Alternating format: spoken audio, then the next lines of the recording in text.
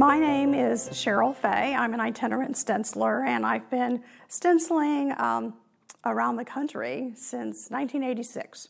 But today I'm in the Rising Room here at the Decorative Arts Center of Ohio, and to talk about the stenciling that I did. Now, the stenciling that was done originally was done in the mid-1870s by the Rising family, and they had moved into the home, and as any good wife will do, she wanted to redecorate.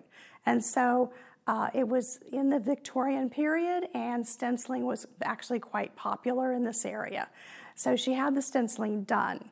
Now, in the year 2000, they wanted to have the stenciling freshened up, and so they commissioned me to come, and I ended up looking it over, and the problem is I could not restore it because there had been some major damage done to the west wall, and it had to be completely replastered. So since that was going to take away all of that original stenciling, I had to just recreate the stenciling. So luckily there was a lot of it still in good shape. I was able to trace off the patterns, cut the stencils, and also be able to mix the paints to be able to match the colors that were originally there. Now, we were able to save one run worth of the original stenciling, and that is blocked off today, and everyone can see stenciling that has survived all the way from the mid-1870s. So that's a real gem to be able to have in a place, because so much of it has been lost over the years. Then 20 years later, I get a call, and lo and behold, there had been some cracking developing in the plaster, and they had to completely not replaster the room, but they had to prepare it again and restore the plaster. So in doing that, the walls had to all be repainted, and they had to I had to do the stenciling all over again, and that was 20 years later.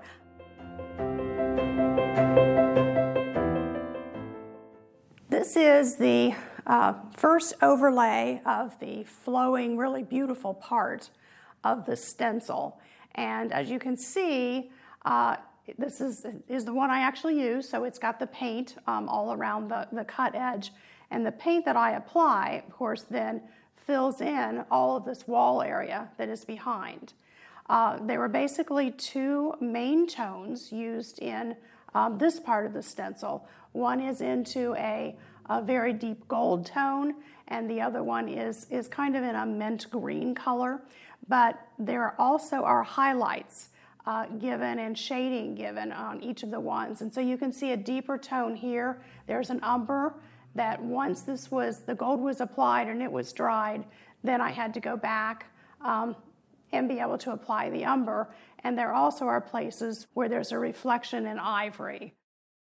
I've drawn the remainder of the stenciling that is considered number 2, and then I would know that these are, that this was me, where they are and where they will then be added to it. This is the second overlay of the flowing major part of the stencil. And you can see again that I have, for example, this leaf is listed with a number 1. We have something over here again that is number 1. So those are the marks that I then line up when you've had the first one already painted, it's dried, you've come back, and this is how you're able to line it up so that you get everything in exactly the right position. I want to mention that the material I'm using is Mylar. It's very easy to cut with an X-Acto knife. You have to cut it on glass. And circles, something like this is difficult to cut as compared to something that's longer and so forth. Now, these are the stencil brushes that I use. And as far as a process, what you want to be sure you're doing is you always hold any areas down with one hand, and it's kind of a push and pounce, and you work with fairly dry brush, and you just always work away from your edge. If it's long and narrow, you go along the side, but you actually work from the edge into the middle, away from the edge, because what you don't want to do is to push any paint underneath that nice crisp cut edge. So the mark of a good stencil is not only how well you've cut it, but also your process that you're using to apply the paint. Before I put this one up, I actually would use straight edge Mylar strips, and I measured them to get the right dimensions and used the soft green, put in the soft green stripes, and then after that had to put in the gold stripe. But the thing with the gold stripe, this was the most tedious and difficult part really of the entire stencil process, and that's because it was an underlay of gold and then a top lay of a kind of forest olivey green, and it had to be done one on top of the other very quickly to keep a wet edge. And because of that, I had to completely encircle the room as quickly as possible, keeping a wet edge.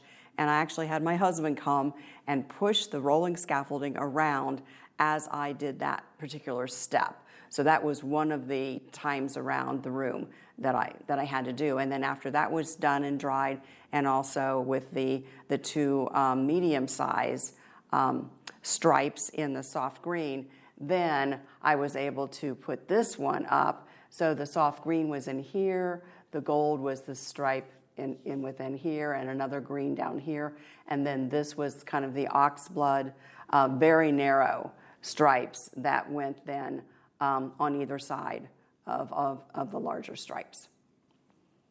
And I used acrylic paints for this, which do dry fairly quickly. And of course, in the Victorian periods, in the 1870s, they did not have acrylic paints.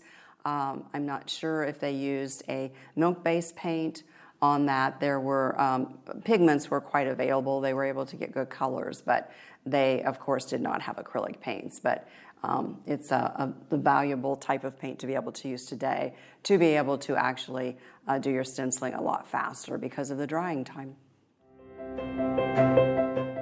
This was the last stencil that I used, and it is the last of the oxblood very narrow stripes, and then a series of these circles. And I will say, doing those circles, again, with the stencil brush, you work completely around it, and you just push that paint into the center, staying away from the edges. But then, because you don't want a buildup in the middle, then you just do a little bit of a circle around, and then you keep going from there. And one thing I didn't mention is that it's important that you start from, if your stencils are heading in this direction, then you start here on the far right, working to the left, so that at the time that you've gotten down there, this might be dry enough that you pick the entire thing up and reposition it, and that far circle on the left ends up going right over top of the circle here on the right. And that would be the entire process of stenciling. It is a technique that has been used for many, many generations, and it is something where even a beginner, if they can follow, basically not using too much paint, having good stencils, you can actually get a really professional look with the finished product.